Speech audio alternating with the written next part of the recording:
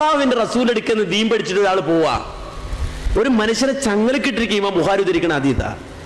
ഇതൊന്നും മുജാഹിദ് പ്രസ്ഥാനത്തിൽ പറയാൻ ഒരു മടിയുണ്ടായിട്ടില്ല. മുജാഹിദ് പ്രസ്ഥാനം ആ വിഷയത്തിൽ ബുക്ക് തന്നെ ഇറക്കിയ പ്രസ്ഥാന, അതിനെയും പരിഹരിച്ചല്ലേ നടക്കുന്നത്. ജമിയത്തുൽ ഉലമ ഒരു പുസ്തകം തന്നെ റുഖിയ ശറയ്യ എന്ന പേരിൽ ഇറക്കിയതാ. ചങ്ങലക്കിട്ടിരിക്കുന്ന ഒരു ഭ്രാന്തനെ ഒരാൾ വന്നിട്ട് ചോദിച്ചു, അല്ല മന്ത്രിക്കോ, ആരെങ്കിലും മന്ത്രിക്കോ? അള്ളാഹുവിന്റെ റസൂൽ അടുക്കൽ നിന്ന് ദീൻ പഠിച്ചു പോകുന്ന തൗഹീദ് ഉള്ള വ്യക്തി അങ്ങ് ചെന്നു, എന്നിട്ട് ഓതിക്കൊടുത്തു, സൂറത്തുൽ ഫാത്തിഹ അങ്ങ് ഓതിക്കൊടുത്തു. ആ ഫാത്തിഹ അങ്ങ് കേട്ടു. ആ ഭ്രാന്ത് ബാധിച്ച് ചങ്ങലയിൽ കിടക്കുന്ന മനുഷ്യന്റെ ഭ്രാന്ത് മാറിയെന്ന് ഇമാം ബുഖാരി ഉദ്ധരിക്കുന്ന ഹദീസിലുണ്ട്. ആ ഫാത്തിഹ ഓതാൻ അറിയുന്നവൻ തന്റെ കുട്ടിക്ക് ഒരു പ്രയാസമുണ്ടായി, ഓതിക്കൊടുക്കൂ. ആളുകൾ നേരെ തലതിരിഞ്ഞ മനസ്സിലാക്കാന്ന് വെച്ചാല് കുറെ മരുന്ന് ചെയ്തു, അമൃതയെ കൊണ്ടുപോയി, ലക്ഷോറി കൊണ്ടുപോയി, പല ഹോസ്പിറ്റലും കൊണ്ടുപോയി, രോഗമൊന്നും മാറുന്നില്ല, അവസാനം ഇന്നായിരിക്കാം, അപ്പോ റുഖിയ ശറയ്യ നടത്തുന്ന കേന്ദ്രം നോക്കണം എന്നാ.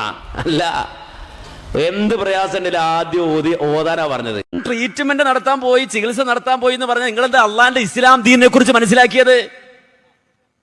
കണ്ട അണ്ടനും അടകോടനും ഒക്കെ ചികിത്സ എന്ന് പറഞ്ഞ ചികിത്സാരി ഇറങ്ങാൻ ദീനിൽ ഹുക്കുമുണ്ടോ, വകുപ്പുണ്ടോ?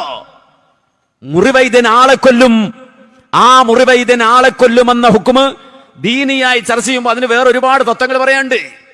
ട്രീറ്റ്മെന്റ് എന്ന് പറഞ്ഞാൽ ട്രീറ്റ്മെന്റ് നടത്തുന്ന ആൾ അതിന് പറ്റിയ ആളാണോ അല്ലേന്നൊക്കെ പരിശോധിക്കപ്പെടണം. അയാൾ അതിന് യോഗ്യതയുള്ള ആളാകണം.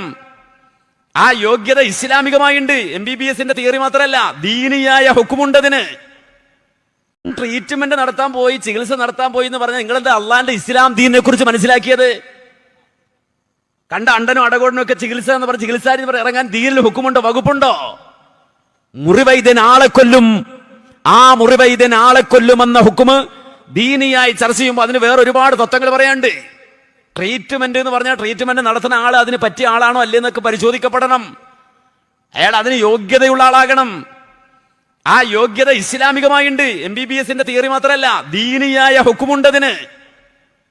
ഇത്തരം കാര്യങ്ങൾ ഏർപ്പെടുന്ന ആളുകൾ അള്ളാഹുവിന്റെ റസൂലിൽ നിന്ന് വന്ന ഒരു ലഫ്സ് എന്ന നിലക്ക് ഉഖ്റുജ് അദുവല്ലാഹ് എന്ന വാക്കല്ലാതെ അതിൽ കൂടുതലൊന്നും വർദ്ധിപ്പിക്കരുത്. ആകെ നബിയിൽ നിന്ന് വന്നിട്ടുള്ളൊരു വാക്ക് ഉഖ്റുജ് അദുവല്ലാഹ് എന്ന വാക്കാണ്. അതുകൊണ്ട് തന്നെ ഈ രൂപത്തിൽ ഇത്തരം ജോലി കൊണ്ട് പരീക്ഷിക്കപ്പെടുന്ന ആളുകൾ, ഇത്തരം കാര്യങ്ങൾ ഏർപ്പെടുന്ന ആളുകൾ അള്ളാഹുവിന്റെ റസൂലിൽ നിന്ന് വന്ന ഒരു ലഫ്സ് എന്ന നിലക്ക് ഉഖ്റുജ് അദുവല്ലാഹ് എന്ന വാക്കല്ലാതെ അതിൽ കൂടുതലൊന്നും വർദ്ധിപ്പിക്കരുത്.